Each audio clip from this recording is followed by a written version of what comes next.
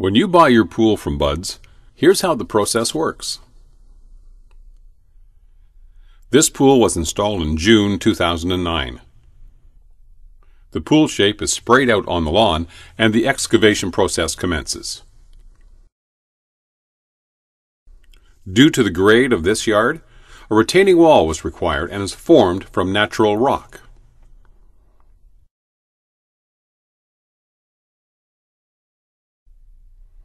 The steel walls and in-wall step are put in place to form the pool shape.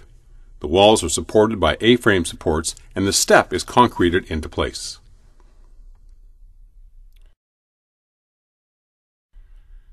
The pool area is backfilled and the decking formed.